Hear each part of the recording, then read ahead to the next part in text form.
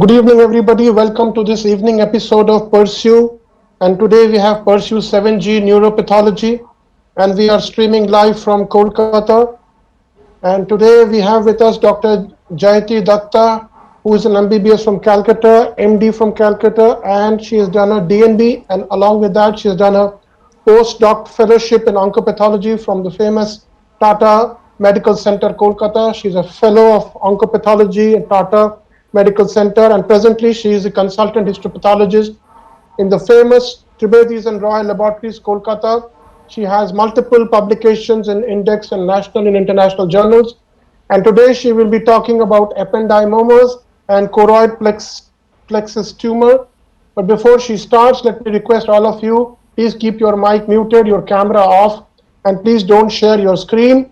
With this, let me request Dr. Jayati, ma'am, please share your screen and start. Thank you so much.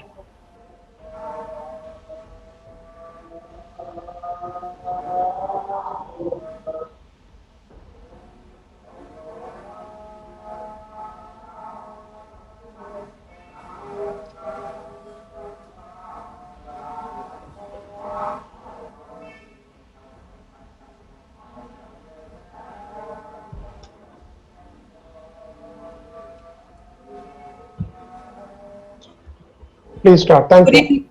Yeah. Thank you, sir. Thank you for that kind introduction. A very good evening to you all.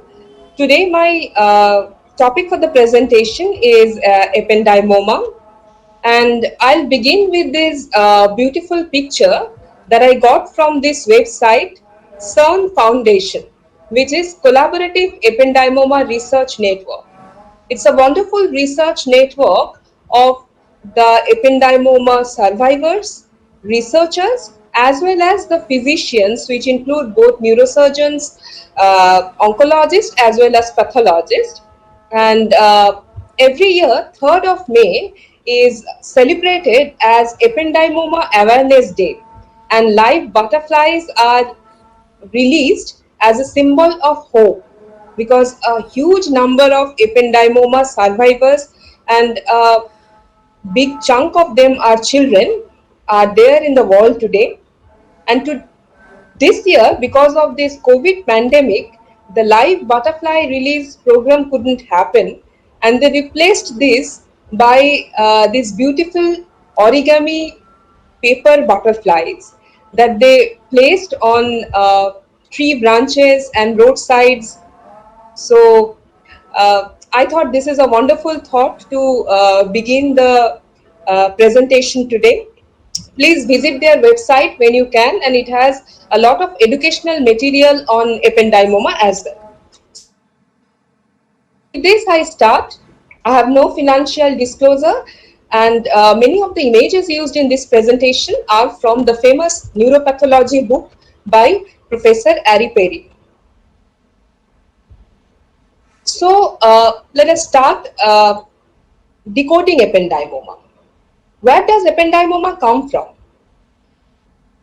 The radial glia gives rise to elongated unipolar and bipolar cells that are called tanycytes in embryology, and tanycytes mature to ependymocytes. Most of these ependymomas are sporadic, but they may also be seen in association with neurofibromatosis type 2, and these syndromic ependymomas have a predilection for cervical spine. Ependymomas can be supratentorial, posterior fossa, or spinal cord in location, and research have shown that in these three locations, the ependymomas are genetically distinct, though they morphologically look pretty similar down the microscope. So supratentorial ependymoma comprises 30% of the total bulk. They are seen in pediatric and adult age group. In adult, they are typically paraventricular and intraparenchymal in location. Posterior fossa ependymomas are most common in children, whereas spinal ependymoma are usually seen in adult aged 30 to 40 years. Subependymoma are often incidental autopsy findings. They are usually asymptomatic, and grade 3, that used to be called anaplastic ependymomas previously, are more frequent in pediatric age group. Myxopapillary ependymoma arise predominantly in adult, and they have a male is to female preponderance ratio of 2 is to 1. That is, they are more common in male. In the spinal cord, conventional ependymomas, including the tannicytic variant, typically manifest as central intramedullary tumor within the thoracic or cervicothoracic region, and they rarely show anaplasia. Subependymoma more often arise in the cervical cord in an eccentric fashion. That is, if you see a spinal cord tumor which is intramedullary, you think of conventional ependymoma. If you see a spinal cord tumor that is exophytic bulbous tumor, you can think of subependymoma. The radiology is also very helpful. Ependymomas are usually well circumscribed. If you see a intraparenchymal lesion in adult that is well circumscribed in MRI, you think of ependymoma first rather than the diffuse gliomas. The MRI is usually isointense to hypointense on T1 weighted images, but they are hyperintense on T2. Intratumoral hemorrhage and calcifications are quite common. Myxopapillary ependymoma gives you a typical clue on MRI. They are hyperintense both on T1 and T2. So how is the histopathology? How do you define ependymoma? They are the gliomas with monomorphic cells having round to oval nuclei and speckled chromatin. Perivascular pseudorosette and true ependymal rosettes are their identifying features. Subependymoma and myxopapillary ependymoma used to be called WHO grade 1 so far. You can see that I have striped off myxopapillary. I'll elaborate on this later because myxopapillary ependymoma in as recent as June 2020, there is a publication, there is a guideline that myxopapillary ependymoma would now be pushed to WHO grade 2. Conventional ependymomas, including all their histologic variants like papillary, tannicytic, clear cell, etc., are WHO grade 2, and anaplastic ependymoma is WHO grade 3. Again, I have striped off anaplastic term because this term is not to be used anymore. They will be classified as ependymoma WHO grade 3. I'll elaborate on these changes more later. So, before dealing with the changes, let us get familiar with this terminology. See impact now. This is the consortium to inform molecular and practical approaches to CNS tumor taxonomy, not official WHO. This is the full form of this word, See impact now, and this is a collaboration created under the sponsorship of International Society of Neuropathology in the late 2016 following the Harlem Consensus and publication of the WHO fascicle. It's a forum that evaluates and recommends the changes for future CNS tumor classification in the periods between WHO classification update and provide possible guideline for the practicing histopathologist. So the See impact now recommendation dealing with ependymomas came, as you can see, I have highlighted here, this year, 5th June 2020, when the whole world was under lockdown. This beautiful article came in the journal Brain Pathology titled See Impact Now Update 7, Advancing the Molecular Classification of Ependymal Tumors. And it was from the group led by David W. Ellison. So what are the recommendations from this See Impact committee? The group dealing with ependymoma is working committee 2 of the See Impact, and the recommendations are ependymomas should be classified by anatomic site as well as by molecular group and associated genetic alteration. so that the classification reflects the underlying biology.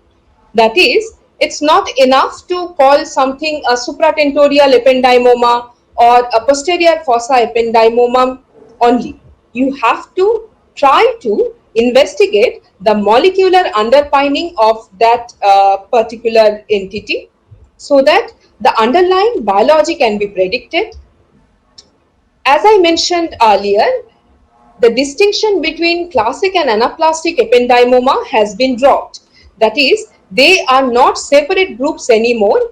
It is either in ependymoma WHO grade 2 when they are showing classic histomorphology, or ependymoma WHO grade 3 when they are showing anaplastic features. Supratentorial ependymomas should now be classified according to the genes C11ORF1995 or YAP1. These two are the most common pathogenic gene fusion that you can see in supratentorial ependymomas. Posterior fossa ependymoma should be classified according to the two most prevalent molecular group, that is PFA and PFB.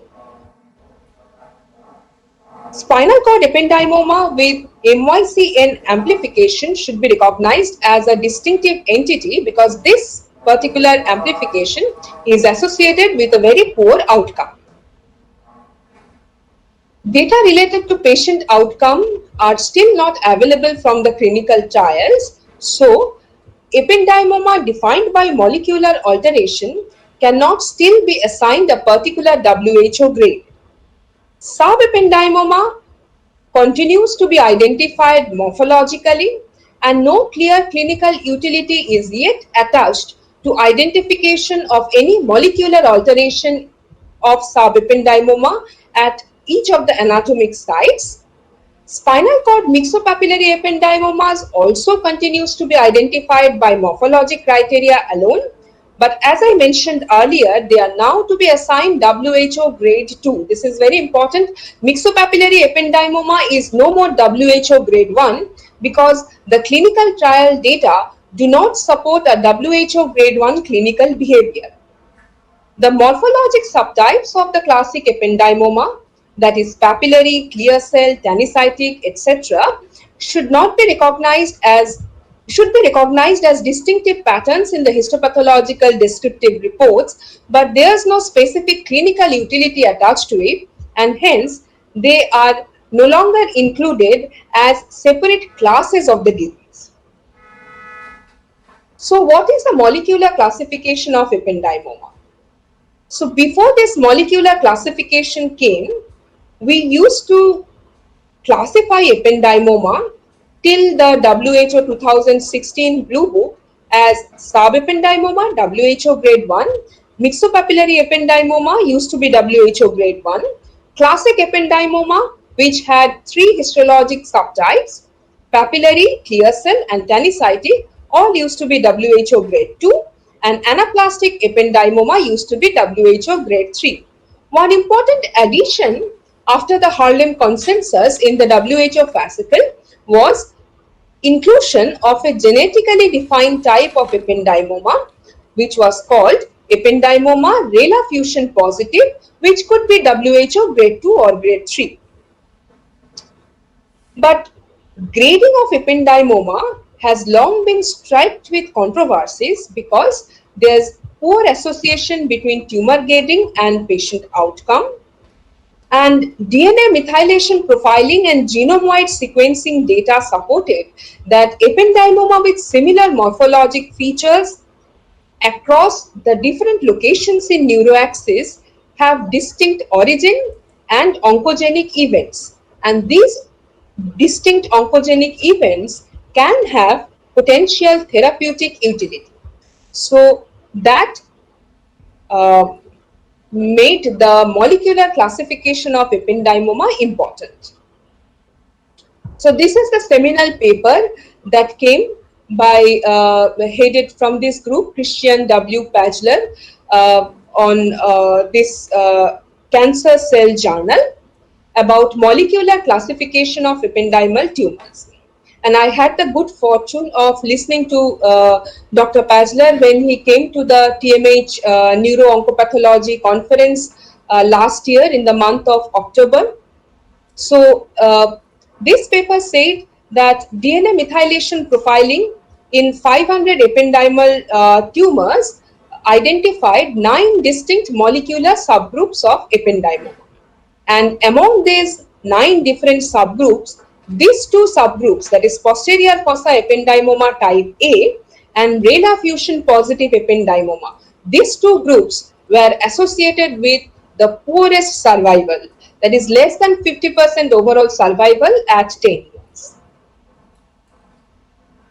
So this is the follow-up paper that came after the first paper on molecular classification in Acta Neuropathologica, but again by the KW Pazler group, and there were some consensus statements regarding the molecular classification of ependymoma, and those were: outside of clinical trial, treatment decisions regarding ependymoma should not be based on grading of ependymoma.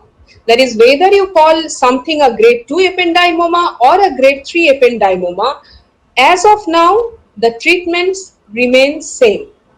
Supratentorial and posterior fossa ependymomas are totally different diseases. Molecular classification has delineated them, and they are driven by completely different molecular events.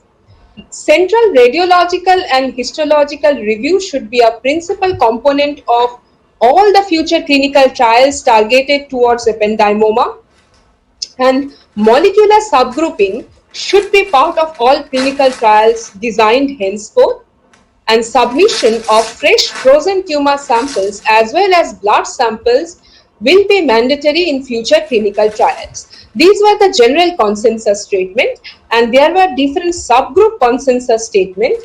I'll elaborate on that in my next slides, but just concentrate on these 4 important subgroups: supratentorial ependymoma RELA fusion positive, supratentorial ependymoma YUP1 positive, posterior fossa ependymoma group A, and posterior fossa ependymoma group B.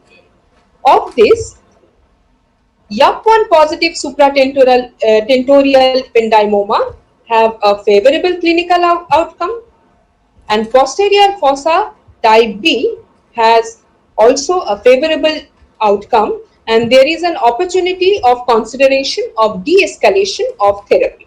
And the other two groups, RELA fusion positive and posterior fossa group A, have very dismal survival. So this is the current molecular classification of ependymoma. There are 3 principal anatomic compartments in which ependymoma arise, that is the supratentorial ependymomas, posterior fossa ependymoma, and spinal ependymoma. In each of these compartments, the molecular classes are: supratentorial ependymoma can be C11ORF95 fusion positive or YUP1 fusion positive. These two are the commonest fusion that drives supratentorial ependymoma, and they can be grade 2 or grade 3 histologically.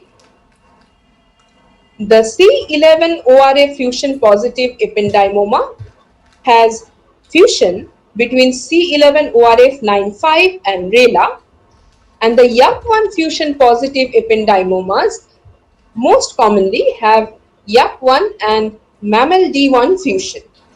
Other translocations are also possible, but I have enlisted these 2 commonest fusions in these locations. Posterior fossa ependymoma can be group A or group B. Group A is characterized by low level of histone trimethylation. They are particularly common in infants and they have worse prognosis, whereas posterior fossa group B have high levels of histone trimethylation. They are common in older children and adults. and they have a favorable outcome. Again, posterior fossa ependymoma can be assigned grade 2 or grade 3 histologically. Spinal ependymoma, particularly the group which is NMIC amplified, is associated with aggressive clinical course, early dissemination, and anaplastic morphology. Myxopapillary ependymoma, as I mentioned, is grade 2 now, but subependymoma continues to be in grade 1 group. So for this two group, that is supratentorial ependymoma and spinal ependymoma, where you can see NMIC amplification, you need interface FISH for molecular classification. And for posterior fossa ependymoma, we fortunately have a surrogate IHC, that is H3K27ME3, that can be done, which can help us to classify posterior fossa group A from posterior fossa group B. So, grading of ependymoma. As I mentioned earlier, long-standing controversy surrounds the clinicopathological utility of grading. However, the use of WHO grade in therapeutic stratification of adult patients remains an established practice. The new molecular classification now allows only a histologically defined diagnosis of ependymoma to be made at any of the three anatomic sites, that is supratentorial, posterior fossa, or spinal canal. And in each of these anatomic sites, an ependymoma can be assigned either WHO grade 2 or grade 3, including the RELA fusion positive ones. In a change from previous editions, anaplastic ependymoma is no more a separate variant. It is now just called ependymoma WHO grade 3. And the working committee too proposed that methylation profiling should be used as a frontline diagnostic test whenever possible, because as it can aid in differential diagnosis of supratentorial ependymoma from a supratentorial high-grade neuroepithelial tumor with MN alteration and astroblastoma phenotype. So they are recommending use of this methylation profiling and whole genome sequencing and submission of fresh frozen samples for even for diagnostic utilities. Reference to 1Q status should also be placed in integrated diagnosis among other molecular information in posterior fossa group A ependymoma, because it is associated with a poor prognosis. Now coming to the good old morphologic variants. How do you diagnose a subependymoma? Remember, subependymoma is still diagnosed histopathologically, that is by the morphologic clue, and there's no specific molecular subtype that is associated with prognostic importance, and they are still WHO grade 1.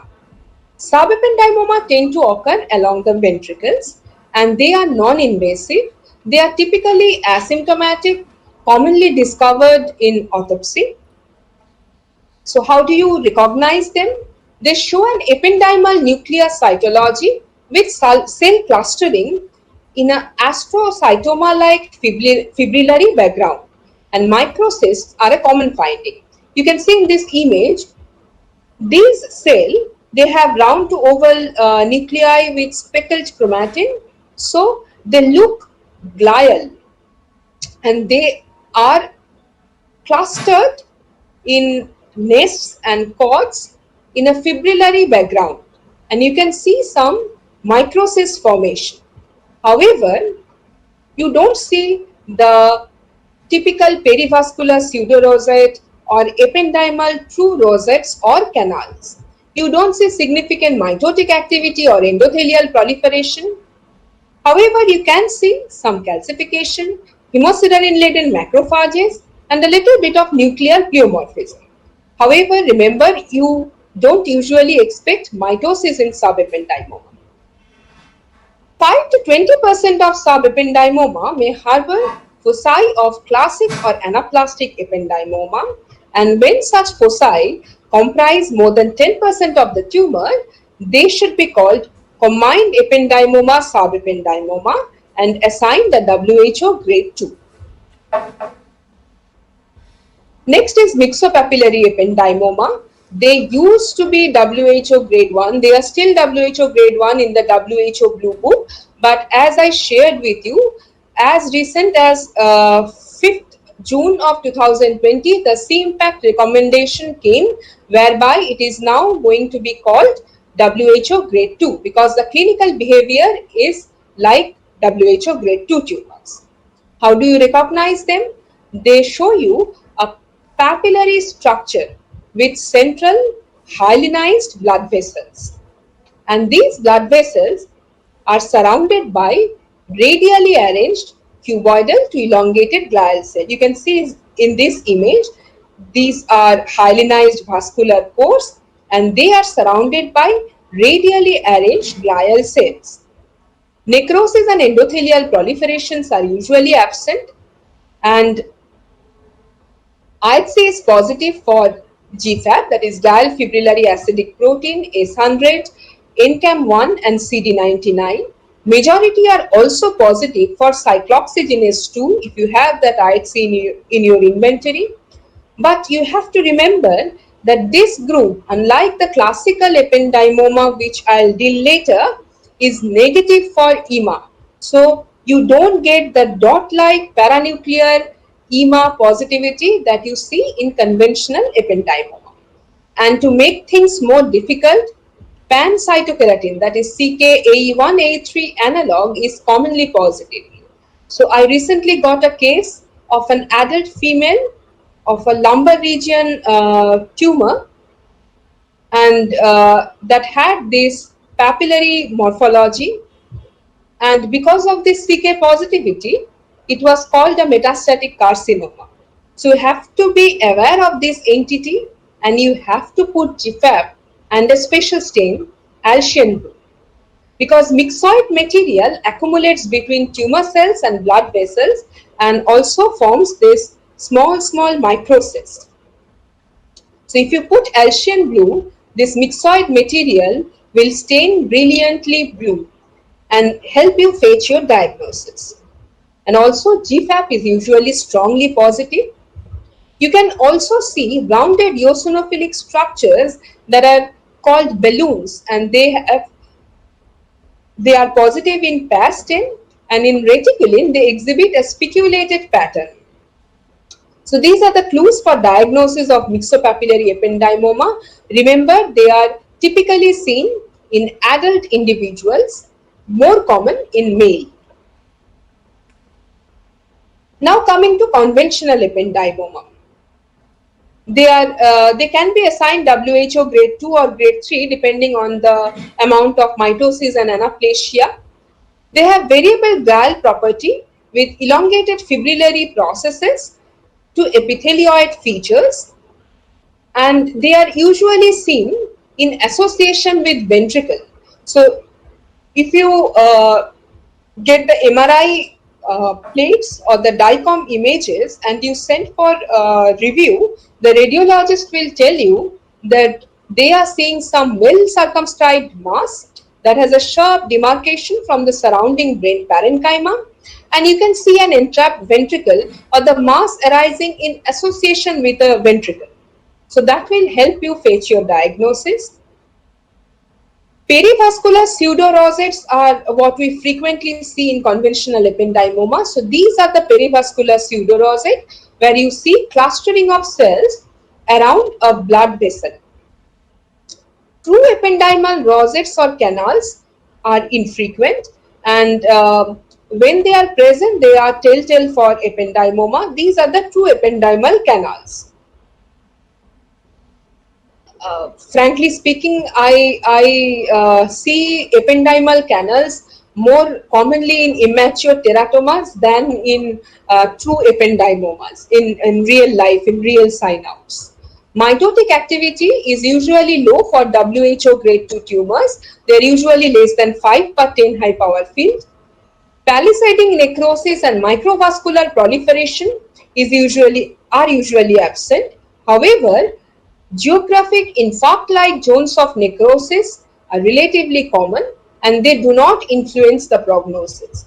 Remember this fact that ependymoma can show you infarct-like necrosis, and large areas of necrosis can be seen. I have seen cases of ependymoma that has come for review and that has been called high-grade glioma, favor glioblastoma because of these zones of necrosis. So you have to be careful. You have to look at the radiology. Diffuse glioma, which is supposed to be high grade, will never be sharply demarcated from the surrounding brain parenchyma. And if you look around carefully, you will probably see some pseudo rosette, which will help you clinch the diagnosis of ependymoma. Pleomorphic nuclei may be present, and their presence does not justify a higher grade designation. And sometimes you can see degenerative changes like myxoid degeneration, formation of cartilage, bone, fat accumulation, and lipoma-like features. This can be very extensive. Neuropil-like island and cells with melanin or signet ring cell morphology. So this is the ependymal canal. You can see them very rarely. As I told you, they are more commonly seen in immature teratomas with neuroepithelial elements, and these are the pseudorosette. So what are the morphologic variants of conventional WHO grade 2 ependymoma? The first one is tannicytic ependymoma. This one is a bit difficult to identify. They have a predilection for the spinal cord, and they are composed of elongated spindled bipolar cells that have thin eosinophilic fibrillary processes. And they can form fascicular architecture. They will almost look like a spindle cell neoplasm if you are not aware enough, and you have to hunt for this perivascular pseudorosette. And in an untrained eye, this can be missed. I have seen tannicytic ependymomas that are called spindle cell neoplasm elsewhere. Again, radiology will help you here. So focal perivascular pseudorosettes are present. You have to hunt for them, but they usually lack true ependymal rosette. There can be prominent nuclear pleomorphism which represent a degenerative feature. So if you are not carefully looking for this pseudorosette, they can mimic a pilocytic astrocytoma or a Schwann. The other two morphologic variants are papillary ependymoma and clear cell ependymoma. Papillary ependymoma typically shows a papillary architecture that are composed of single or multiple layers of these cuboidal to columnar cells on a central finger-like papillary projection that have a gliofibrillary stroma and a vascular core. These epithelial projections tend to be smooth in contour. This is a morphologic variant of conventional ependymoma, and they don't have any clear clinical utility. Clear cell ependymoma are typically seen in supratentorial location. They have sheets of ependymal cells that have rounded nuclei and clear cytoplasm.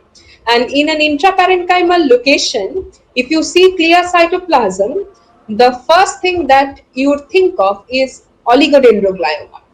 So you have to look for this pseudo-rosetting pattern, and they are different from the classic branching capillaries that you see in oligodendroglioma. And again, EMA can help you here because both oligodendroglioma and clear cell ependymoma would be GFAP positive, but if you get a dot-like EMA, then it is more common, it is indicative of a clear cell ependymoma. They have a discrete margin in relation to adjacent brain. Again, that is very helpful when you are thinking of a differential diagnosis of oligodendroglioma, because as I told you, the diffuse gliomas like astrocytoma and oligodendroglioma do not have a discrete margin from the adjacent brain, and perivascular pseudorosettes may be subtle. You have to look for them. Clear cell ependymomas are biologically aggressive, and some may show histologic features of anaplasia that may necessitate a WHO grade 3 designation. So what is a WHO grade 3 ependymoma? These were previously called anaplastic ependymoma, but in the CIMPACT recommendation, this anaplastic terminology has been dropped and they are now called conventional ependymoma WHO grade 3. They have high nuclear to cytoplasmic ratio and high mitotic count. Different series propose different cutoffs for mitosis. In some it is more than 5 per 10 high power field, in some it is more than 10 per 10 high power field. They are often accompanied by hypercellularity, microvascular proliferation and palisading necrosis. As you can see, this is very cellular tumor and there is a palisading necrosis. However, you don't get microvascular endothelial proliferation, which is typical of glioblastoma. The threshold at which zones of focal anaplasia become sufficient for a WHO grade 3 designation is yet to be determined. Like if you get a conventional ependymoma with say 10% of the tumor showing more cellularity, brisk mitosis or microvascular proliferation, do you diagnose that as ependymoma WHO grade 2 or grade 3 is still controversial, but as of now, both grade 2 and grade 3 designation would have the same treatment. So treatment wise, it is still not significant. But you should mention them in the report that there are zones of focal anaplasia because that would indicate a more aggressive outcome. Pleomorphic nuclei may or may not be present. However, primitive embryonal element, homarite or ependymoblastic rosette should not be present. That is, you should be careful. You are not calling an embryonal tumor as an anaplastic ependymoma. That part needs to be ruled out. Foci of microinvasion into the adjacent brain parenchyma are more common. And as I mentioned already, clinical prognostication remains debatable. So there is no clear-cut treatment utility yet for assigning a WHO grade 3 to an ependymoma. However, there is prognostic difference. The other uncommon patterns in ependymoma are signet ring formation. These signet rings likely represent the enlarged cytoplasmic lumen. You have to be aware of this entity because I recently encountered a case of ependymoma with prominent signet ring cell change that was called metastatic clear cell renal cell carcinoma elsewhere, and then CT abdomen was done, no renal mass was detected, and then it came for immuno. And when we got hold of the CT scan of brain, we got hold of the DICOM image. The radiological review said it was a frontoparietal well circumscribed mass in relation to the lateral ventricle. So we could fetch the diagnosis of ependymoma with signet ring cell change. Extensive hyalinization or sclerosis is another morphologic subtype where the tumor cells become very small and epithelioid and they are entrapped within this prominent zone of sclerosis. Here astroblastoma is an important differential because astroblastoma also can show such kind of diffuse sclerosis. Again, radiology will provide you clue. Extensive lipidization is also pretty common. They start to look like lipomas. So these are some of the morphologic variants of ependymoma that you should be aware of. And in all these variants, the thing that help you is this perivascular pseudorosette. If you get this, you can clinch your diagnosis. So how is the immunohistochemistry in ependymoma?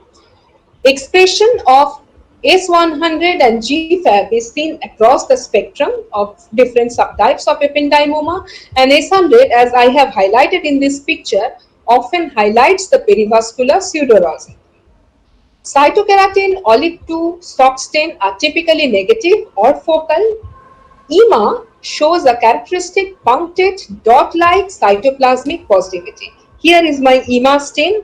You can see there are dot-like brown stain just adjacent to the nuclei.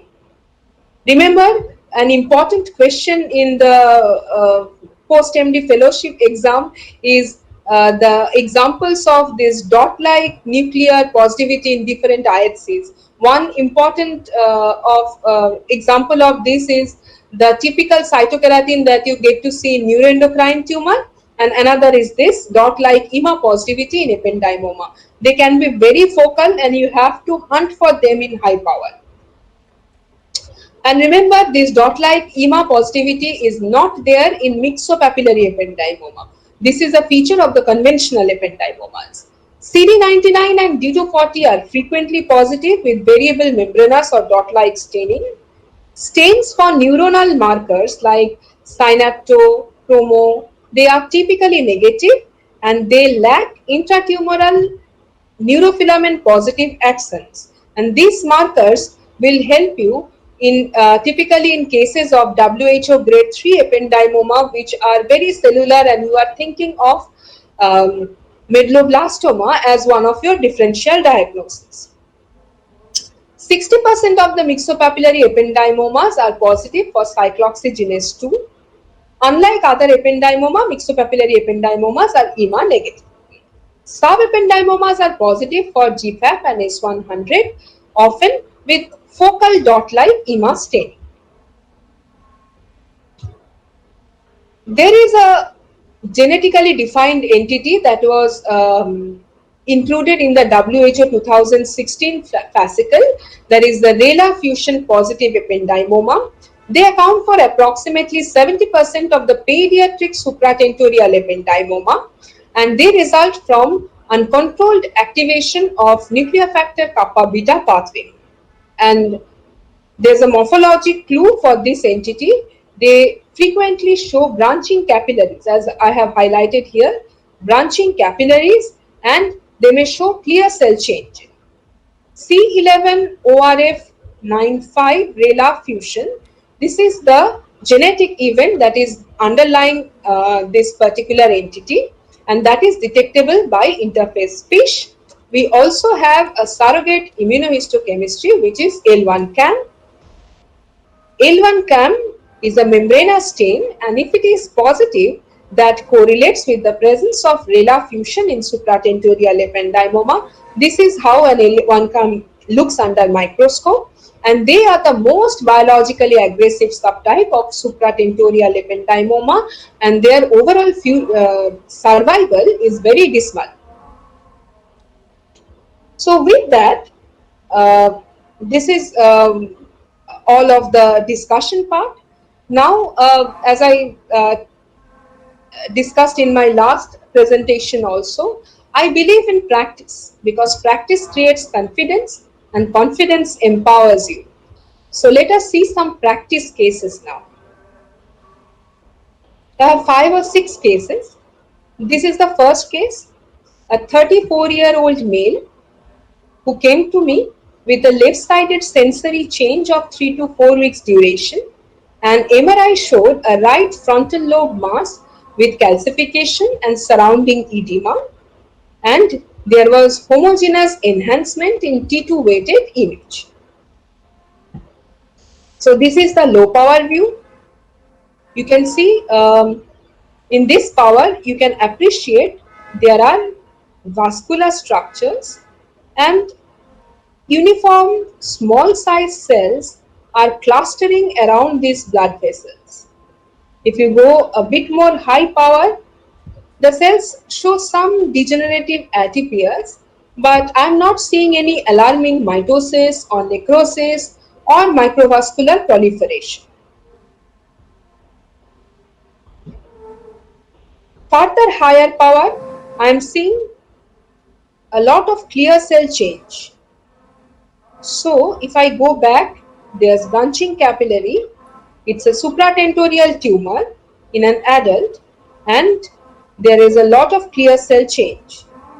So I have made up my mind about which IHCs I am going to order.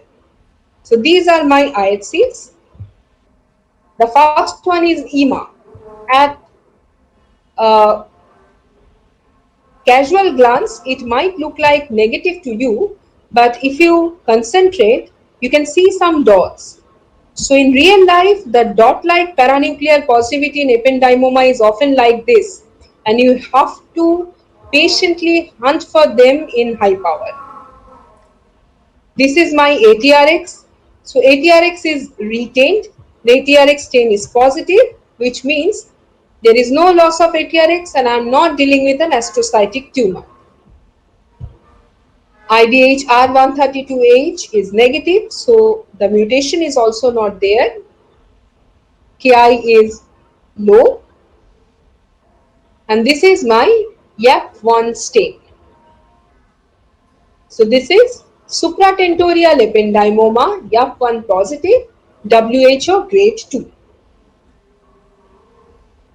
Going to my second case, this is again an adult male, 29-year-old male, presented to me with headache and a 3.5 into 4 centimeter mass in left lateral ventricle. This was well circumscribed in radiology, and this is the low power image. You can see a gliofibrillary background and clusters of cells. I am not seeing much of blood vessels. However, I can appreciate that the cells tend to form clusters. They are not diffusely scattered. And this is the higher power. I can now see some microcysts and these clusters of monotonous looking cells with variable glial to epithelioid morphology that have very banal round to ovoid nuclei and speckled chromatin, and they are clustered in this gliofibrillary background. So this is subependymoma, WHO grade 1. Case 3, again an adult patient. This is 43-year-old male with a 43-year-old female with a cervical spinal cord mass. And this is the low power image. This is a bit higher power. So sheets of cells, but I see some blood vessels. Here also the blood vessels were there, and here also the blood vessel, and the cells are radially arranged around blood vessels as if they maintain a safe distance from the vascular endothelium. They don't impinge upon them. There are some cell processes that separates this nuclei from the blood vessel endothelium. This is an important morphology clue for me when I think of ependymoma. So I called it ependymoma, WHO grade 2.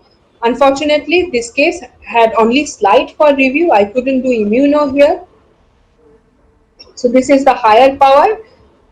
This is the feature I was trying to tell you. You see vascular endothelium and you see these sheets of blue cells that have banal nuclei, and some kind of cytoplasmic processes separate this vascular endothelium from these sheets of tumor cells. Higher power image, just to emphasize the fact that there's no alarming mitosis or atypia. So this is ependymoma, WHO grade 2. The fourth case, again an adult female. She came with a back pain and this mass in the spinal cord. And you can see the morphology is a bit different here. You see some papillaroid structure. All of these papillae have hyalinized blood vessel in the center and small cuboidal cells that are arranged radially around this hyalinized fibrovascular core. And you can see accumulation of myxoid materials. This is my GFAP stain of this case. GFAP is diffusely positive, and this is the brilliant Alcian blue. All the myxoid material have stained blue, and I have called this myxopapillary ependymoma. Remember this is WHO grade 2 now. Fifth case, this is an elderly male, 71-year-old, and he came with a spinal intradural mass. So this is the histomorphology. You can see some microcalcification and sheets of almost spindly looking cells in a fibrillary background. So this is I have I forgot to highlight the perivascular pseudorosette there, but there were areas where the blood vessels, I can see one or two blood vessels here, and there were areas where tumor cell nuclei were kind of radially arranged around blood vessels, maintaining a safe distance from the endothelium, and we call them ependymoma with tanicytic features, WHO grade 2. This is the last case, 16-year-old male with a frontoparietal swell, and this was my low power image. I have highlighted here the necrosis.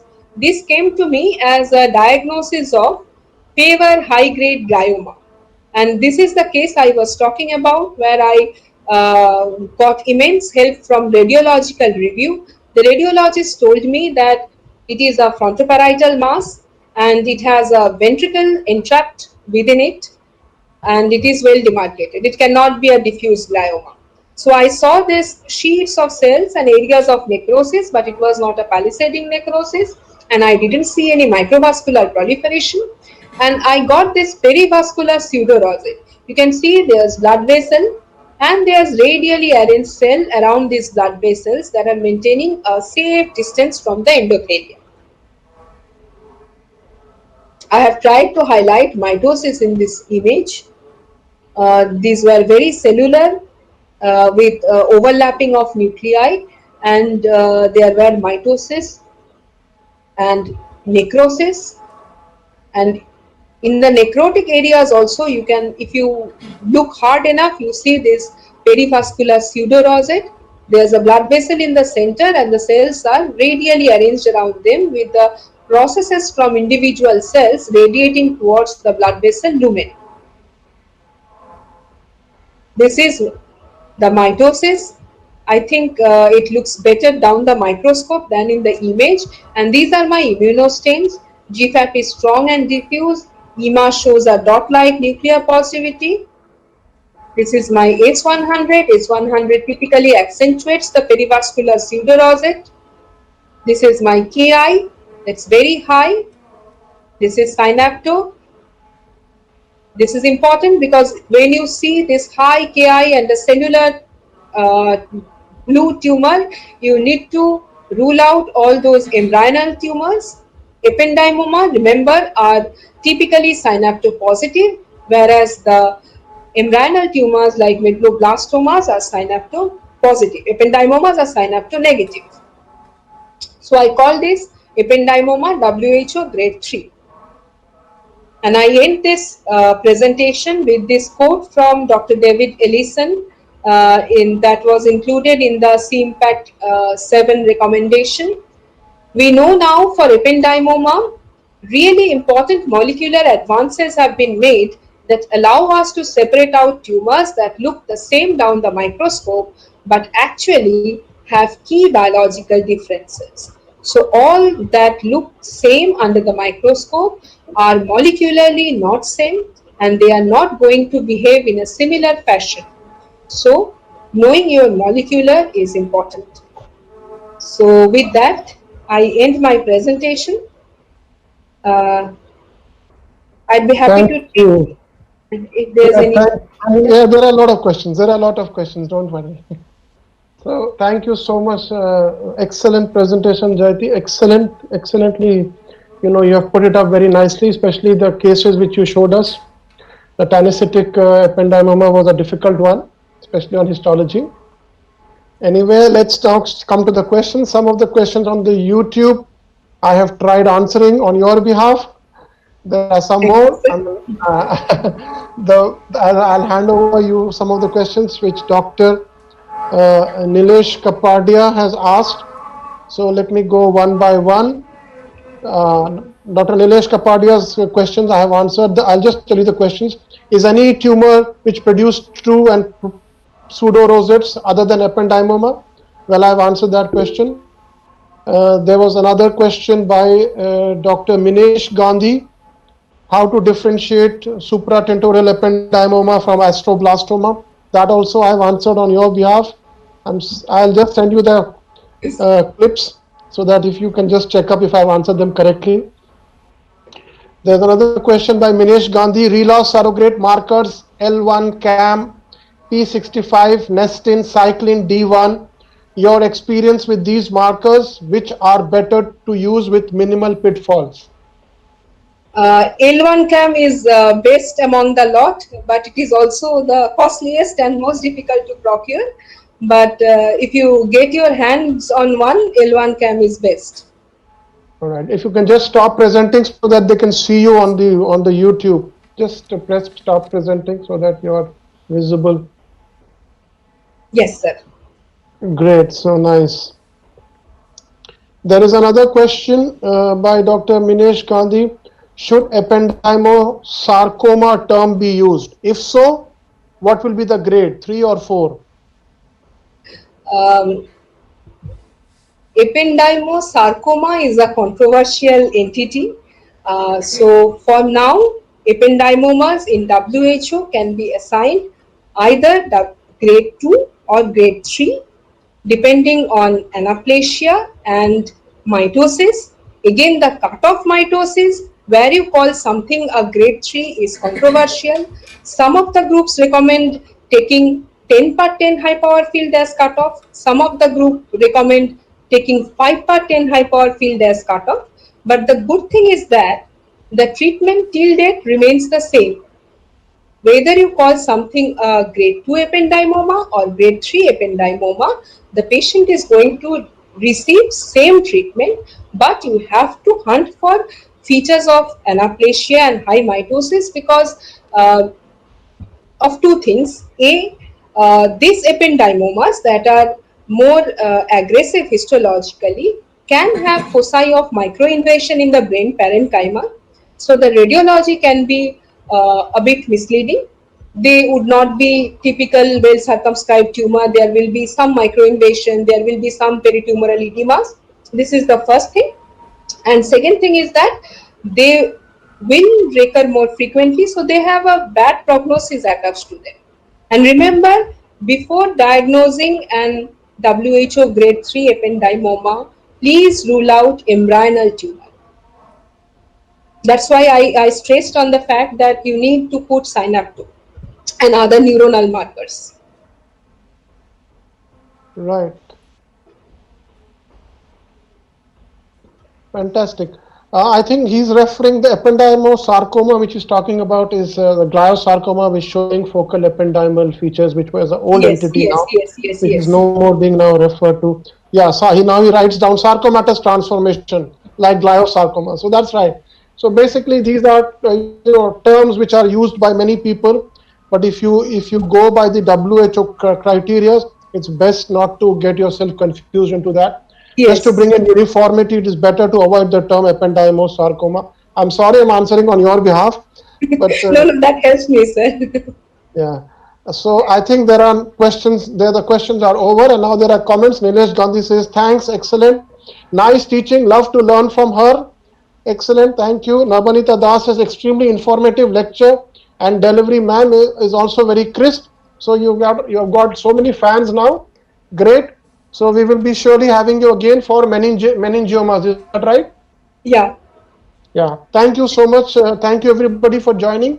Have a nice day. God bless you. Good night. Bye bye. Thank you, sir. And thank you all. Bye. Thanks.